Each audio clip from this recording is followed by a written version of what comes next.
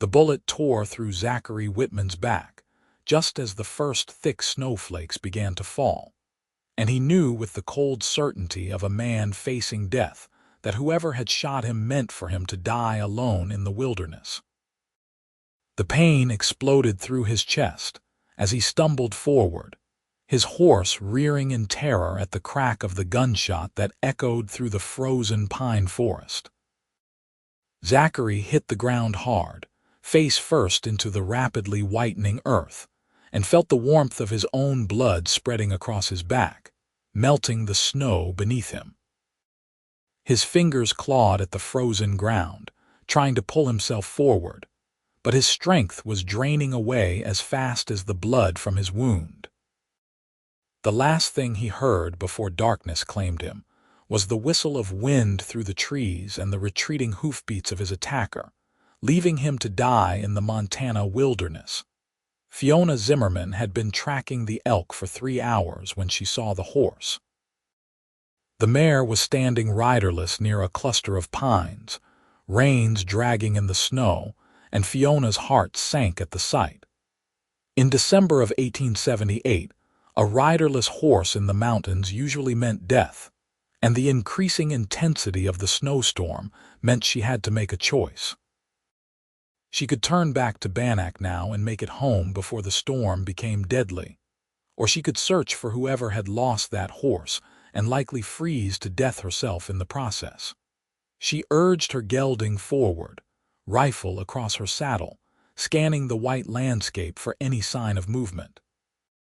The snow was falling so thick now that visibility was down to maybe 20 feet, and the temperature was dropping fast.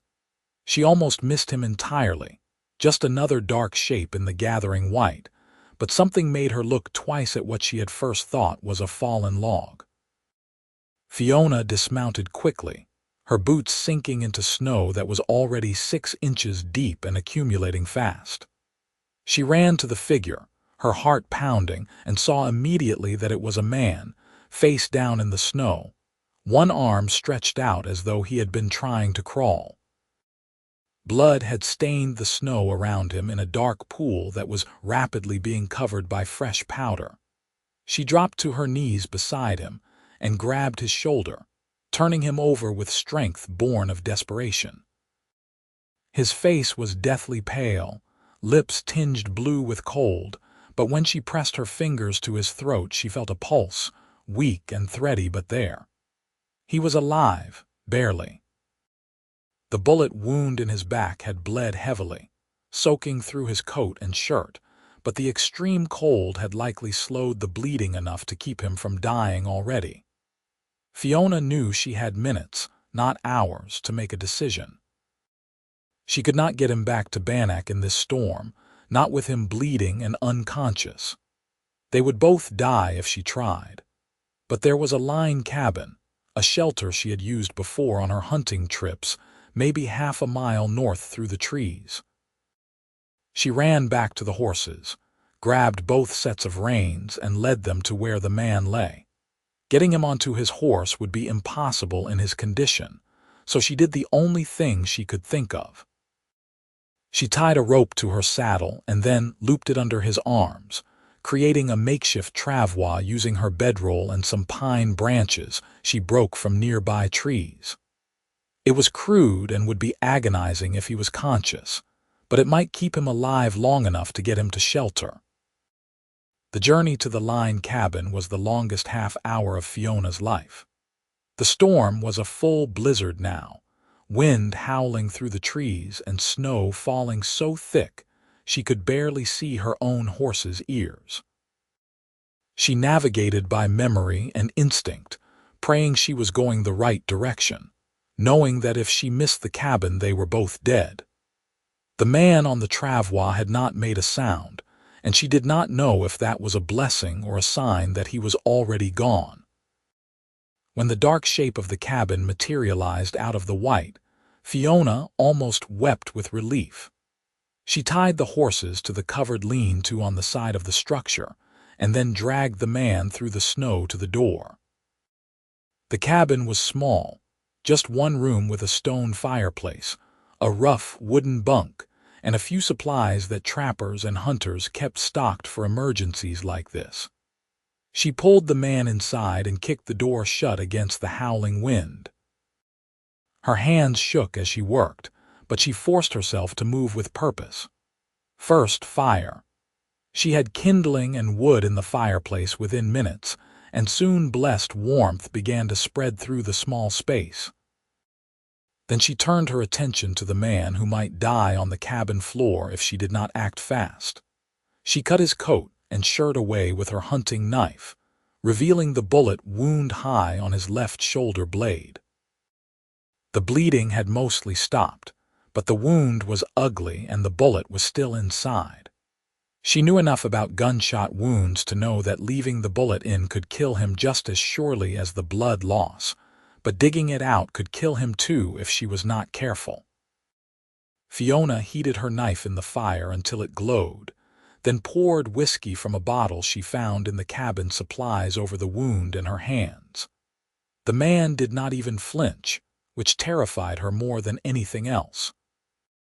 She probed the wound as gently as she could, feeling for the bullet, and after what felt like an eternity, her knife point struck metal. Working carefully, she managed to lever the flattened bullet out and dropped it onto the wooden floor with a soft ping. She cleaned the wound again with whiskey, then used needle and thread from her saddlebag to stitch the ragged hole closed. Her stitches were not pretty, but they were tight and even, the work of a woman who had sewn up more than one hunting injury over the years. She bandaged him with strips torn from a blanket, then covered him with every other blanket and fur she could find in the cabin. Only then did she really look at his face. He was young, probably not more than 25 or 26, with dark hair and strong features. Even pale and unconscious, there was something compelling about him, a strength in the set of his jaw and the breadth of his shoulders. He wore good clothes under the blood-stained ruin of his coat, and his horse was quality stock. Not a drifter or an outlaw then. A rancher, maybe, or a businessman. The storm raged outside for 3 days, and for 3 days Zachary Whitman drifted in and out of fevered delirium while Fiona fought to keep him alive. She forced water and broth down his throat when he was conscious enough to swallow, changed his bandages, and kept the fire burning constantly. She talked to him during the long dark hours, telling him about Bannack, about her life, about anything she could think of to fill the silence. On the morning of the 4th day, the storm finally broke and Zachary's eyes opened, clear and focused for the first time. Fiona was sitting beside the fire, mending his shirt as best she could when she heard him speak. "Am I dead?" His voice was barely more than a rasp, throat raw from disuse. Fiona turned quickly, her heart leaping. "No, you are alive. Do not try to move yet, you have been shot." He blinked at her, confusion clouding his eyes. "Shot? Yes, I remember, the snow." His gaze traveled around the unfamiliar cabin, then back to her. "Who are you?" "Fiona Zimmerman. I found you in the storm 4 days ago. You were face down in the snow with a bullet in your back." Something flickered in his eyes, memory or pain or both. "You saved my life. I did what anyone would have done." "No." He tried to push himself up and immediately gasped in pain, falling back against the bunk. "No, not anyone. Most would have left me to die rather than risk the storm." "Why did you help me?" Fiona set aside her mending and brought him water, helping him drink. "Because leaving a man to die in the snow is not something I could live with. Now rest. You lost a lot of blood and the wound could still turn bad if you are not careful." Over the next week, as Zachary slowly regained his strength, Fiona learned his story. He was indeed a rancher, one of the larger landowners in the territory, and he had been riding back to his spread from Bannack when someone had shot him from ambush. He did not see the shooter, but he had suspicions about who might want him dead. There had been a dispute over water rights, threats made, tensions running high. Thomas Grange, Zachary said grimly one evening as they ate a supper of rabbit stew Fiona had snared. "He has wanted my land for 2 years now, ever since the creek that runs through my property proved to be the best water source in the region. He made an offer I refused, and things got ugly. I just never thought he would go this far." Fiona frowned. "You think he ambushed you himself? Or hired someone to do it? Either way, I was meant to die out there and my property would have gone to auction. Grange would have bought it for nothing, and no one would have been the wiser. Then we need to get you back to Bannock and report this to the marshal." Zachary shook his head. "If Grange thinks I am dead, let him keep thinking it for now. I need time to heal, to gather evidence, to make a plan. If I ride into Bannock alive before I am ready, he might try again and succeed next time." It made sense, though Fiona did not like the idea of harboring a man presumed dead. Still, something in Zachary's dark eyes made her want to help him, made her want to see justice done. And if she was honest with herself, something else was happening too, something she had not expected and did not quite know how to name. She was drawn to him in ways that went beyond gratitude or duty.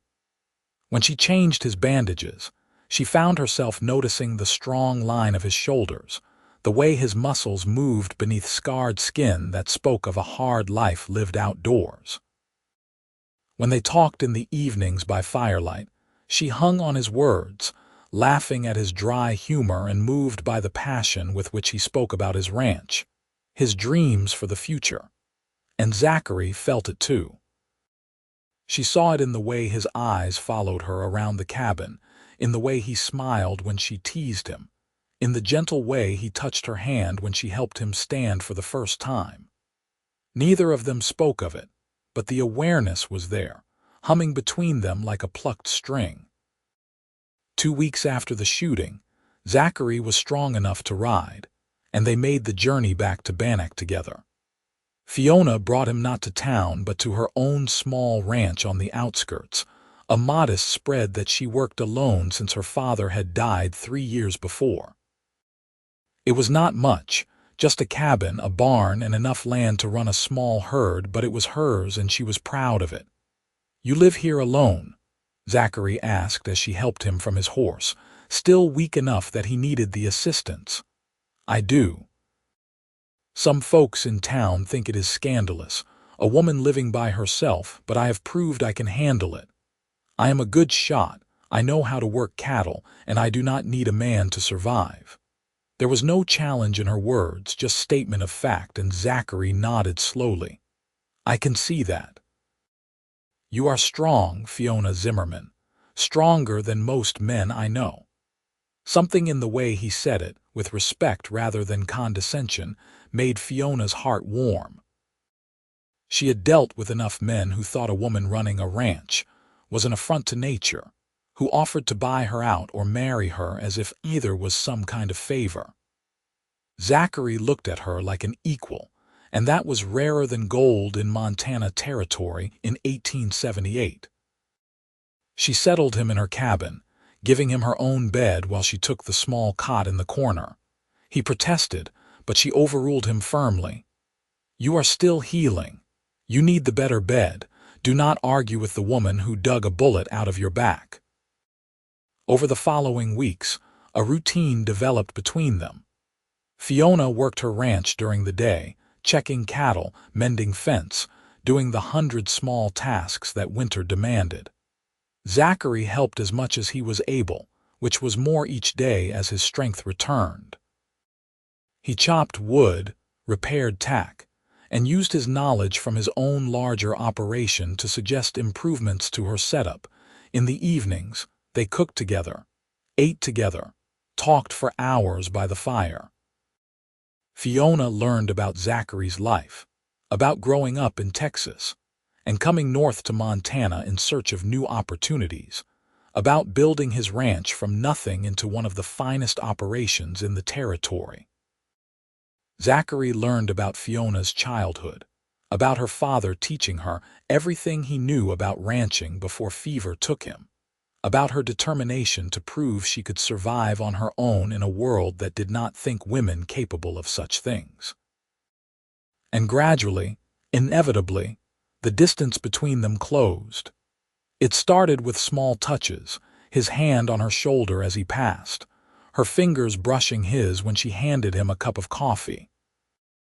It grew to longer moments, standing close together as they worked on some project, shoulders touching as they sat by the fire. The air between them seemed to crackle with unspoken want, and Fiona found herself lying awake at night, hyper-aware of Zachary sleeping just a few feet away. It was Zachary who finally broke the tension. 6 weeks after Fiona had found him dying in the snow on a clear February evening when the winter stars blazed overhead, he found her standing outside the barn looking up at the sky. "Beautiful night," he said quietly, coming to stand beside her. "It is. Nights like this make the hard winters worthwhile." They stood in comfortable silence for a moment, breath pluming white in the cold air. Then Zachary said, "Fiona, I need to tell you something." She turned to look at him, heart suddenly pounding. "What is it?" "I have been here for weeks now, living in your home, accepting your help. My shoulder is healed enough that I could leave, that I should leave and deal with what is waiting for me in my own life. But I do not want to go." "You are welcome to stay as long as you need to," Fiona said carefully. "That is not what I mean."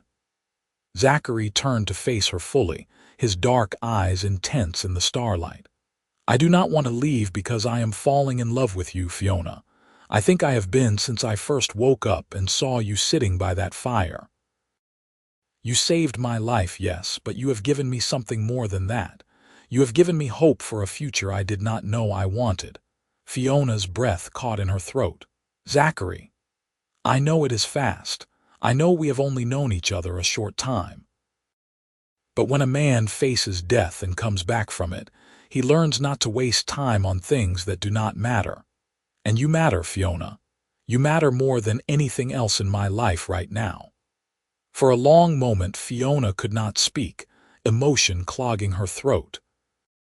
Then she reached out and took his hand, lacing her fingers through his. "I am falling in love with you too. I did not want to say anything because I thought maybe it was just gratitude on your part or foolishness on mine. But yes, Zachary, I feel it too." He pulled her close then, carefully because his shoulder was still tender, and kissed her. It was gentle at first, tentative, but when Fiona melted against him it deepened into something that spoke of need and longing and the promise of more. When they finally broke apart, both were breathing hard, and Zachary rested his forehead against hers. "I want to build a life with you," he said softly. "But first I have to deal with Thomas Grange. I have to reclaim my ranch, make sure he pays for what he did. It might be dangerous, and I will not ask you to be part of that."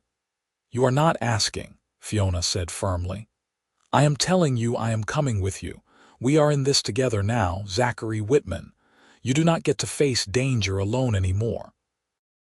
He smiled, and it transformed his face from handsome to devastating. "I am starting to learn that arguing with you is pointless." "Good.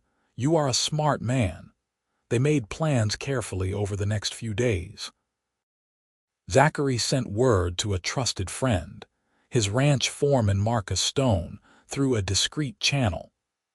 Marcus rode out to meet them on neutral ground 3 days later, his face a mixture of shock and joy when he saw Zachary alive. "Boss, we thought you were dead," Marcus said, gripping Zachary's hand hard enough to hurt. "Your horse came back without you in the middle of that blizzard, and we searched but could not find any trace.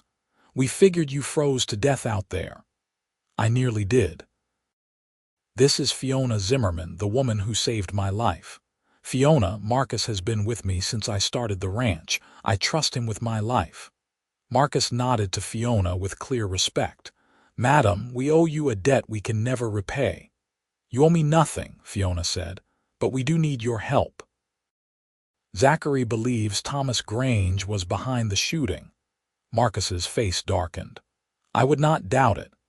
Grange has been sniffing around the ranch since you disappeared, claiming he has a legal right to purchase the property. Some of the hands wanted to run him off, but I said we should wait, try to do things legal-like. But if he is behind what happened to you, boss, legal does not seem to matter much to him. Which is why we need evidence, Zachary said. We need proof that Grange was behind the attack, or we need him to make a mistake and reveal himself. I have an idea, but it is going to require me to stay dead a little while longer. The plan they developed was risky but simple. Zachary would remain hidden while Marcus spread word that Fiona Zimmerman, the woman who had been searching for Zachary during the blizzard, had found something in the mountains, something that proved Zachary had been murdered. If Grange was guilty, he would have to act to silence Fiona and retrieve whatever evidence she supposedly had. Fiona did not like being used as bait, but she saw the sense in it. Grange would come for her, and when he did, Zachary and Marcus would be waiting. They would get the confession they needed and bring the man to justice. It took 3 days for the bait to work. Fiona was in her barn tending her horses when she heard the creak of the door opening behind her. She turned slowly, hand moving toward the rifle she had leaned against the stall, but froze when she saw Thomas Grange standing in the doorway with a gun pointed at her chest. He was a big man, running to fat now in middle age with a hard face and cold eyes. "Miss Zimmerman, I hear you have been asking questions about Zachary Whitman's death." Fiona forced herself to stay calm, to remember that Zachary and Marcus were positioned outside, waiting for exactly this. "I found his body," she lied. "And I found something near it that made me think his death was not an accident." "Is that so?" Grange moved further into the barn, gun never wavering. "And what might you have found?" "Evidence. A spent cartridge from a specific type of rifle, one that not many men around here carry.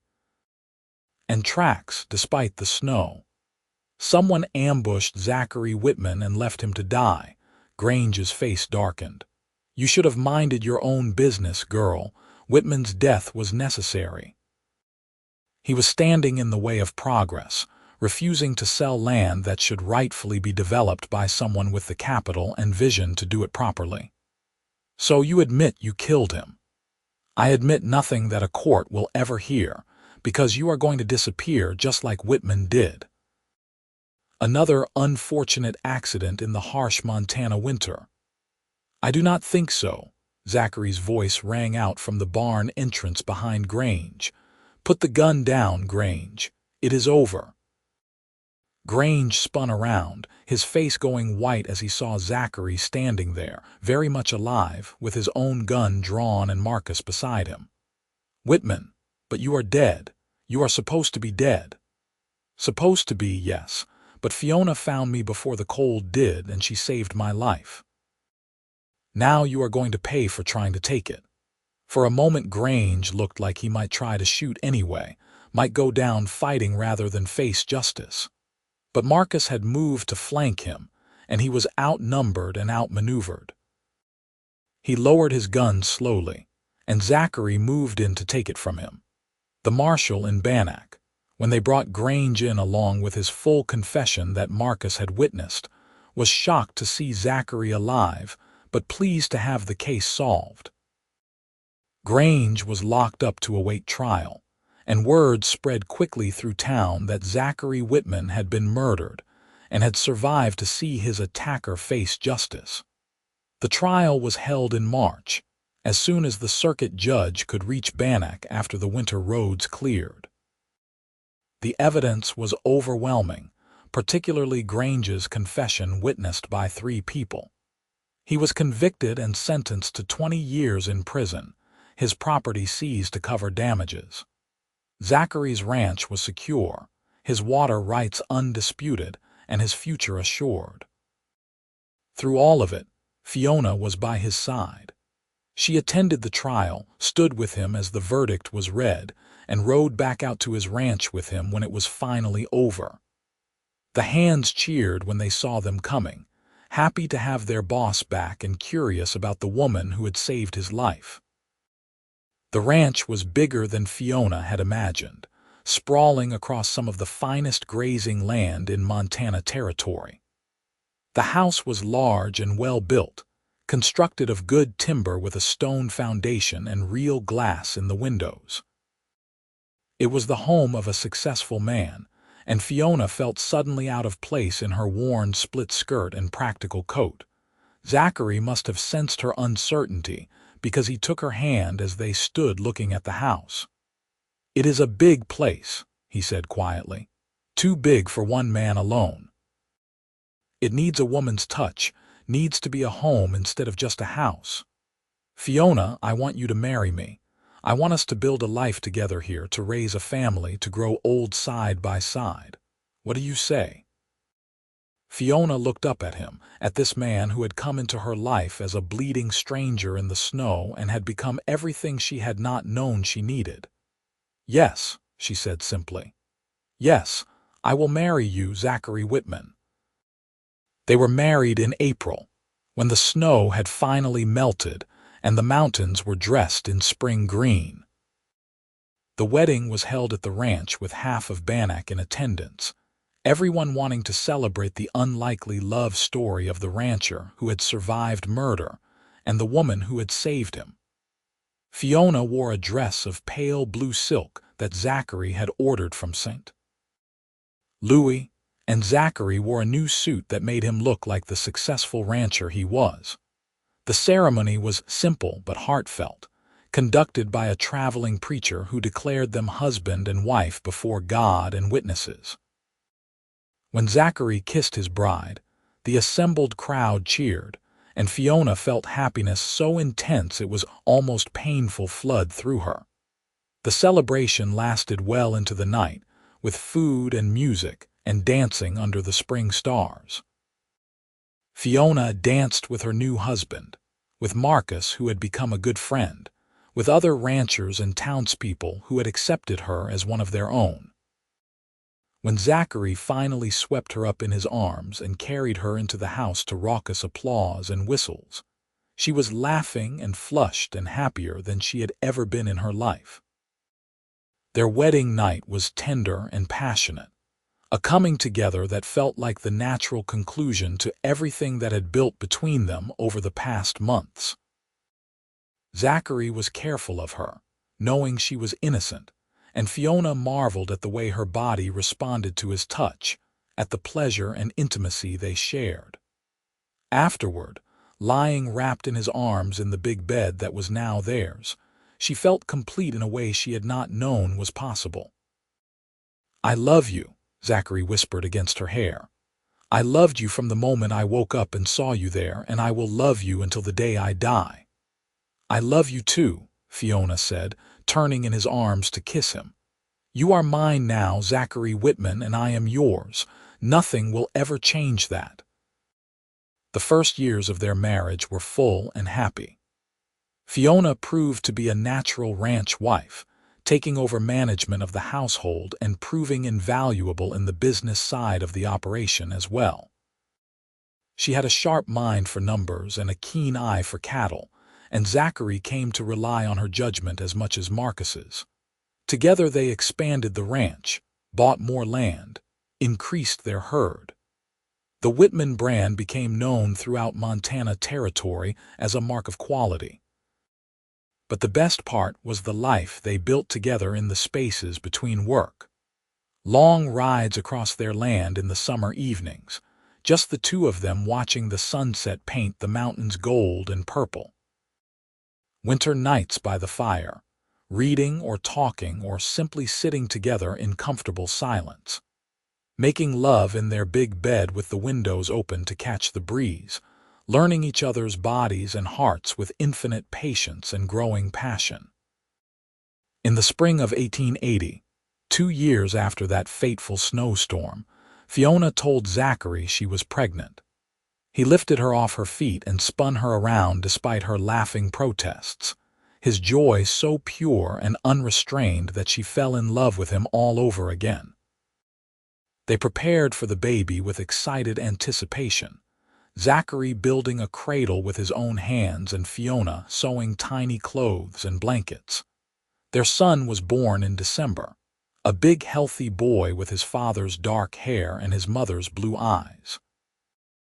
They named him Thomas, after Fiona's father, and he was the light of their lives from his first breath. Zachary was a devoted father, doting on the baby with a tenderness that made Fiona's heart ache with love, but Thomas was just the beginning. 2 years later, their daughter Sarah was born, small and fierce and perfect. Then came another son, James, in 1885, and finally their youngest, a daughter they named Grace, in 1887.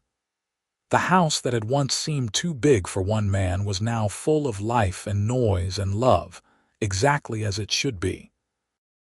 The children grew up strong and healthy, learning the ranch business from both parents, riding before they could properly walk, and understanding from their earliest days that the land was their legacy and their responsibility. Thomas proved to have his father's head for business and his mother's sharp tongue.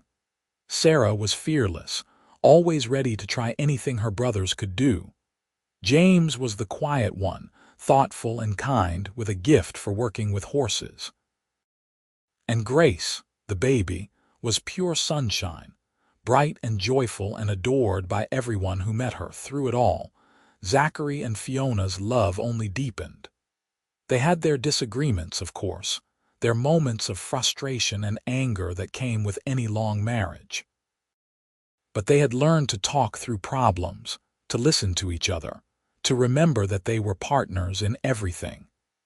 The foundation they had built in those early months, when Fiona had fought to save Zachary's life and he had fallen in love with his rescuer, was unshakable.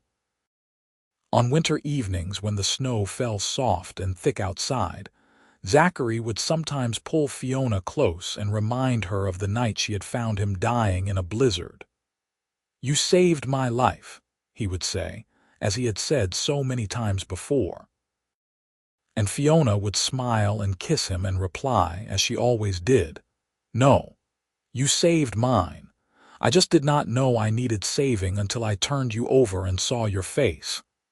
As the years passed, the Whitman ranch prospered beyond even Zachary's ambitious dreams. They weathered droughts and harsh winters, low cattle prices and occasional disputes with neighbors, but they weathered it all together. The partnership between Zachary and Fiona became legendary in the territory, a marriage that was as much a business alliance as a love match, and all the stronger for it. Marcus Stone remained their foreman and trusted friend, eventually marrying a schoolteacher from Bannack and building his own house on the ranch property. He and his wife had children who grew up alongside the Whitman children, forming bonds that would last lifetimes. The ranch became almost a small community unto itself, with families who worked the land and shared in its success. Fiona's own small ranch, the property she had worked alone for those hard years before Zachary came into her life, was not forgotten. They kept it running as a separate operation, and as the children grew, it became a testing ground for them to prove themselves. Thomas managed it for several years, learning the business without his father looking over his shoulder constantly. Later, Sarah would take over and run it with her husband, a young rancher from a neighboring spread. In the summer of 1892, when Fiona was 35 and Zachary 38, Montana finally achieved statehood. The whole family rode into Bannack for the celebration, part of the crowd that cheered as the American flag with its new star was raised above the courthouse. It felt fitting somehow that this wild territory where they had built their lives was finally recognized as a full part of the nation. That night, back at the ranch with the children asleep and the house quiet, Zachary and Fiona stood on the porch looking out over their land. It was one of those perfect summer nights when the air was soft and warm, the sky brilliant with stars, and the mountains stood dark and protective against the horizon. 14 years, Fiona said softly. 14 years since you rode out into that snowstorm and did not come back. 14 years since you saved a dying stranger and gave him a reason to live, Zachary replied, putting his arm around her waist and pulling her close. Best thing that ever happened to me, getting shot in the back in a blizzard. Fiona laughed, the sound rich and warm. You have a strange sense of what constitutes good fortune, Zachary Whitman. Do I? He turned to face her, his hands coming up to cup her face with infinite gentleness. That bullet brought you into my life. It gave me you, gave me our children, gave me this whole beautiful life that I would never have had otherwise. I would take that bullet again 100 times over if it meant I got to have you. You better not, Fiona said, but her eyes were bright with tears. I do not want to dig any more bullets out of you. Once was quite enough. Fair enough. He kissed her then, soft and sweet and full of all the love that had grown between them over the years. I love you, Fiona Whitman, more than I have words to say. I love you too, always. They stood together in the quiet night, watching their land, their legacy, stretched out before them. The ranch that had been built on determination and hard work, that had survived attempted murder and harsh winters and all the challenges Montana could throw at them. But more than that, they had built a family, a love story that had started with a desperate rescue in a snowstorm and had grown into something neither of them could have imagined. The children grew and eventually began to leave the nest, as children do. Thomas married in 1895. A sensible young woman named Ellen from a good ranching family, and Zachary deeded him a portion of the land to start his own operation. He built a house just over the ridge from the main ranch, close enough to stay involved in the family business but far enough to establish his own independence. When his first child was born in 1896, a boy he named Zachary after his father, Fiona and Zachary became grandparents and marveled at the swift passage of time. Sarah married in 1898, choosing a man who valued her strength and independence rather than being threatened by it. She and her husband took over Fiona's original ranch, and Sarah ran it with the same fierce determination her mother had shown. Fiona visited often, riding over the familiar land and feeling the sweet nostalgia of seeing her daughter thrive in the place where she herself had once struggled alone.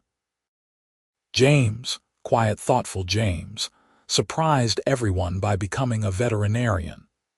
He went east to school in 1900, and when he came back 3 years later with his degree and a pretty wife from Philadelphia, he set up practice in Bannack and served all the ranches in the region. Zachary and Fiona were proud beyond measure to see their son use his gifts to help the community. Grace, the baby, was the last to marry, waiting until 1905 when she was 18 to wed her childhood sweetheart, the son of Marcus and his wife. It was a union that pleased everyone, joining the two families who had been so close for so long. The wedding was held at the ranch, just as her parents' wedding had been, and Fiona cried happy tears to see her youngest child so radiant with joy. With the children grown and establishing their own lives, Zachary and Fiona found themselves with more time for each other again. They took to riding out together most evenings when the weather allowed, exploring their land, checking on cattle, but mostly just being together. Their hair was gray now, their bodies marked by years of hard work and the natural passage of time, but the love between them burned as bright as ever. In the spring of 1908, 30 years after that fateful snowstorm, they stood together at the site where Fiona had found Zachary dying in the snow. They visited sometimes when they rode in this direction, a private pilgrimage to the place where their story had begun. A sturdy pine tree marked the spot, and over the years they had carved their initials into the bark, along with the date she had found him.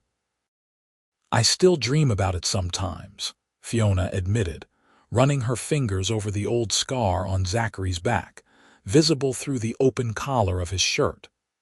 "I dream that I am too late, that you are already gone when I find you, and I wake up terrified." "I am right here," Zachary said, taking her hand and pressing it over his heart. "I am not going anywhere. You are stuck with me for the long haul, Fiona Whitman."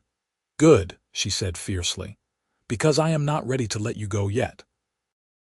We have grandchildren to spoil and a ranch to run, and at least 30 more years of arguing about whose turn it is to handle the bookwork." Zachary laughed, the sound still as warm and rich as it had been when they were young. "Only 30. I was hoping for at least 50.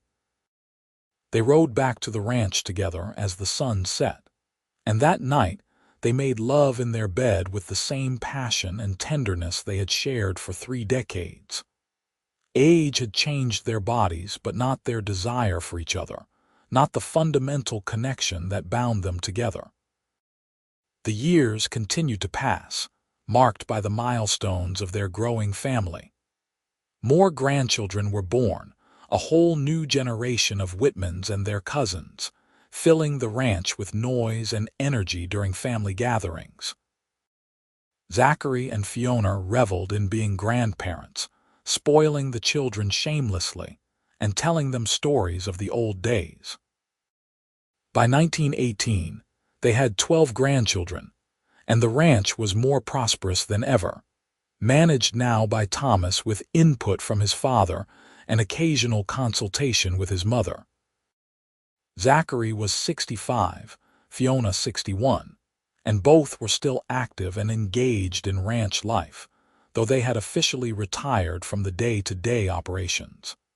They spent their time traveling, something they had never had the chance to do when they were younger and building the ranch. They went to San Francisco and saw the ocean, went to Denver and stayed in a fancy hotel, even went back to Texas to visit Zachary's relatives. But they always came home to Montana, to the ranch, to the mountains that had witnessed their love story. On a winter evening in December of 1918, 40 years to the day after Fiona had found Zachary dying in the snow, they held a special anniversary celebration. The whole family gathered at the main house, along with Marcus and his family, old friends from Bannack, and other ranchers from across the region. It was a grand party, with food and drink and music, laughter and storytelling, and 3 generations of Whitmans filling the house. When Zachary stood to make a toast, the room fell silent. He looked around at the assembled crowd, at his children and grandchildren, at the life he had built, and then his eyes found Fiona. She was sitting beside him, still beautiful in his eyes after all these years. Her hair silver now, but her eyes as bright and fierce as the day she had turned him over in the snow and refused to let him die. 40 years ago tonight, Zachary said, his voice strong and clear. I rode out into a snowstorm and got shot in the back by a man who wanted me dead. I should have died that night. By all rights, I should have frozen to death or bled out long before anyone found me. But this woman, my Fiona, she found me face down in the snow and she turned me over and she saved my life. He paused, emotion thick in his throat. Everything good that has happened to me since that night, everything wonderful in my life exists because of her.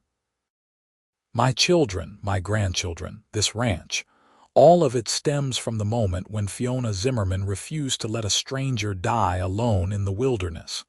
She gave me life, and I have spent every day since trying to be worthy of that gift. He turned to Fiona, taking her hand.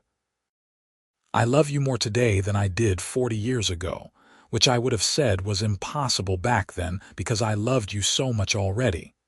But love grows, deepens, becomes richer with time. You are my heart, Fiona Whitman. You always have been and you always will be. There was not a dry eye in the room as Zachary bent to kiss his wife, and the crowd erupted in cheers and applause. Fiona was crying openly now, and when she spoke her voice shook with emotion. "You say I saved your life," she said, loud enough for everyone to hear. "But you saved mine too, Zachary.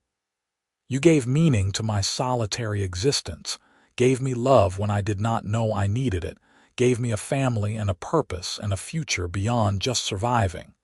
We saved each other that night in the snow, and we have been saving each other every day since." The party continued late into the night, and long after the guests had gone home or retired to guest rooms, Zachary and Fiona sat by the fire in their bedroom, holding hands and watching the flames dance. "You ever regret it?" Zachary asked quietly. "Giving up your independence, your own ranch, to marry me and become part of this life?" Fiona looked at him with surprise. "Not for a single moment. I loved my little ranch, yes, and I was proud of running it alone. But this, what we built together, is so much bigger and better than anything I could have achieved on my own. We are partners, Zachary. We always have been.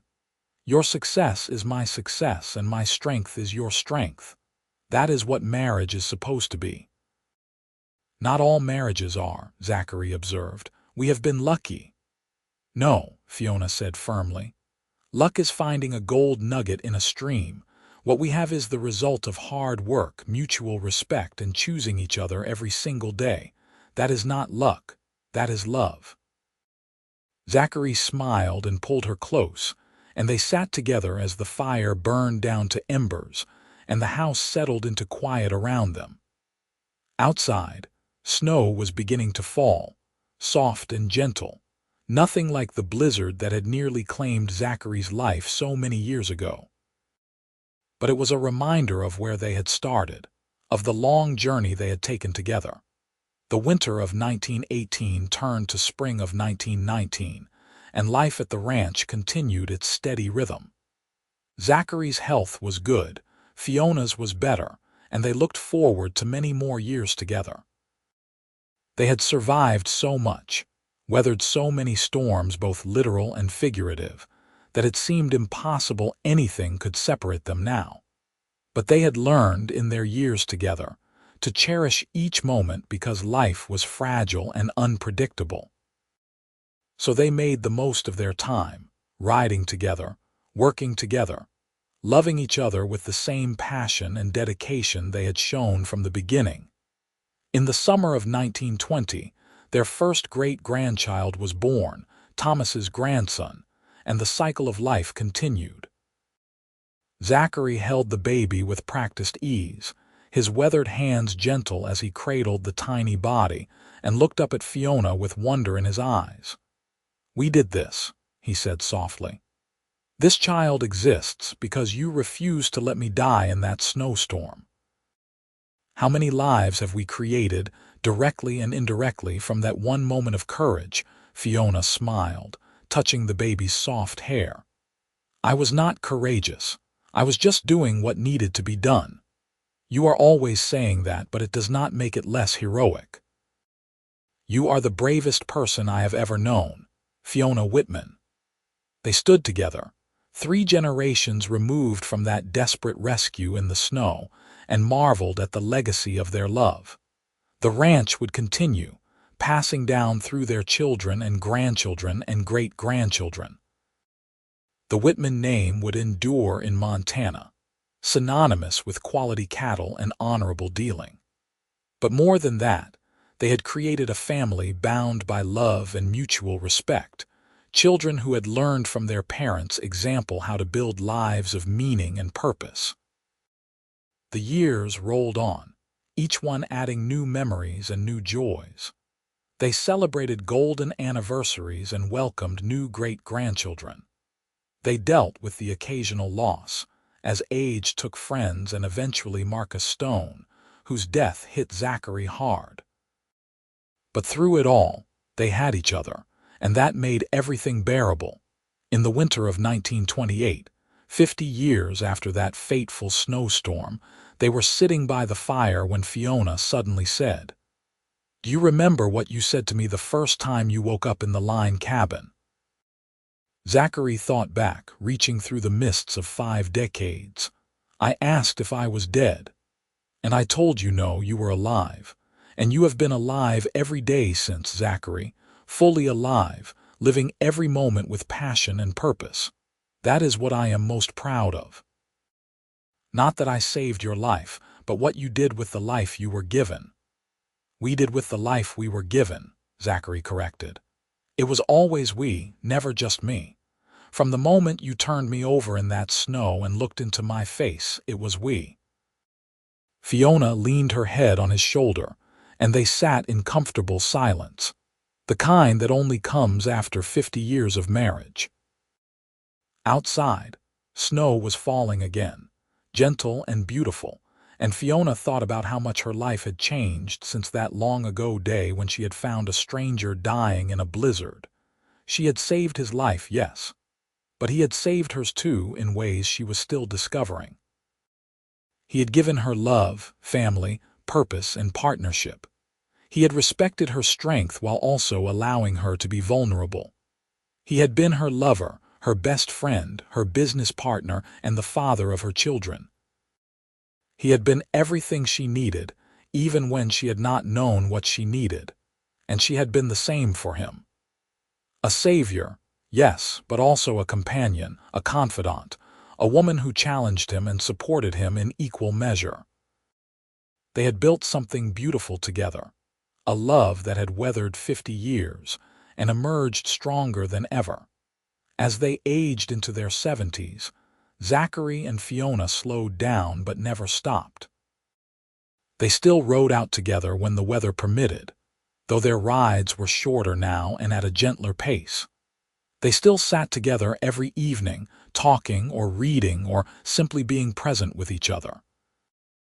They still made love, less frequently but no less meaningfully. Their bodies aged, but their desire for connection as strong as ever. Their children and grandchildren worried about them, wanted them to slow down even more, to let others take care of them.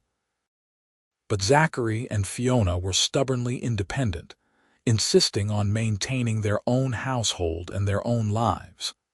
They had fought too hard for their autonomy to give it up easily. In the spring of 1935, when Zachary was 82 and Fiona 78, they took one last ride up to the site where she had found him so many years ago. It was a difficult journey now, their bodies protesting the long hours in the saddle, but they were determined. They needed to visit that place one more time, to stand where their story had begun and reflect on all that had come since. The pine tree with their carved initials had grown massive now, a towering sentinel marking the spot. They stood beneath it, holding hands, and Zachary said quietly, "If I had known that day when I rode out what would come of getting shot and left to die, I think I would have thanked that bullet." Fiona laughed, the sound still as bright as it had been when she was young. "Do not ever say that where our grandchildren can hear. They will think you have lost your mind.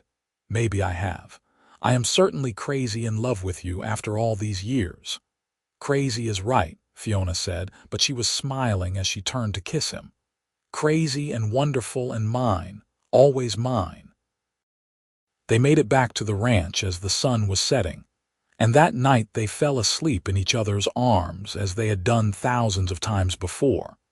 It was peaceful and perfect, a fitting end to a day spent remembering. Zachary died in his sleep 3 nights later, his heart simply stopping in the early hours of the morning. Fiona woke to find him gone, his hand still clasped in hers, his face peaceful in death. She did not cry out or panic, but simply held him close for a long moment, saying goodbye to the man who had been her everything for 57 years. The funeral was the largest Bannack had ever seen, with people coming from across Montana to pay their respects to a man who had been a pillar of the community. But for Fiona, it was all a blur. She moved through the service and the burial in a daze, accepting condolences but not really hearing them. Her children stayed close, worried about her, but she assured them she was fine, and in a strange way she was. She grieved deeply and painfully, but she also felt a sense of completion. They had been given 57 years together, built a beautiful life, raised a family, and loved each other fully and completely. Not everyone was so blessed. She had saved his life in that snowstorm, and he had lived it magnificently, giving her a love story for the ages. She lived for 3 more years after Zachary's death, remaining active and engaged with the ranch and the family. She became the matriarch, the wise elder that everyone came to for advice and stories. She told her grandchildren and great-grandchildren about their grandfather, about the day she had found him dying and decided to save him, about the love that had grown from that desperate act. On a cold December evening in 1938, exactly 60 years after she had found Zachary face down in the snow, Fiona Whitman died peacefully in her sleep. She was 81 years old, surrounded by family, and her last words were a whispered, "I am coming, Zachary. Wait for me." They buried her next to her husband on a hillside overlooking the ranch they had built together. Their graves stood side by side, just as they had stood side by side in life, and the headstones bore simple inscriptions. Zachary's read, "Beloved husband, father, and grandfather, he lived fully." Fiona's read, "Beloved wife, mother, and grandmother, she loved completely." But the true memorial to their love was not the stones or the graves. It was the ranch that continued to thrive, run now by their grandson with help from his children. It was the family that gathered every year on the anniversary of Fiona finding Zachary, telling the story to new generations and keeping the memory alive. It was the love story itself, passed down and cherished, a reminder that true love can begin in the most unlikely circumstances and endure beyond death itself. The Whitman Ranch would continue for generations more, each one adding their own chapter to the family story. But it all traced back to that moment in the snow, when a determined woman refused to let a stranger die, and in doing so found the love of her life. From that single act of courage and compassion had sprung a legacy that would endure as long as the Montana mountains stood tall against the sky. And sometimes, on winter evenings when the snow fell soft and thick, the current generation of Whitmans would stand at the window and look out over the land, thinking of the man who had been shot in the back in a snowstorm and the woman who had found him face down and turned him over and saved his life. They would think about courage and love, about second chances, and the power of one person refusing to give up on another. They would think about Zachary and Fiona Whitman, whose love story had begun in a blizzard 60 years ago and had never truly ended, living on in the family and the land and the legacy they had created together.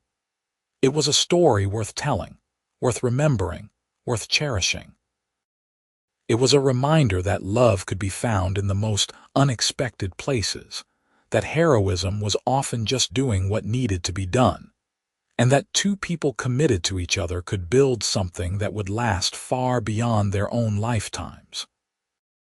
The snow continued to fall on the Montana mountains, as it had for millions of years and would for millions more. The land endured, the ranch endured, and most importantly, the love endured. Zachary and Fiona Whitman had lived and loved and left behind a legacy that would never be forgotten. All because one winter day in 1878, a woman had found a dying stranger and had chosen to save him rather than ride away. That choice had changed everything, had created a love story for the ages, had built a family and a future that neither of them could have imagined in that desperate moment when Fiona turned Zachary over in the snow and saw his face for the first time. It was, in the end, a story about love conquering death, about courage in the face of impossible odds, about two souls finding each other against all probability and holding on with everything they had. It was the story of Zachary and Fiona Whitman, and it would be told as long as the Whitman name existed in Montana, a testament to the enduring power of love.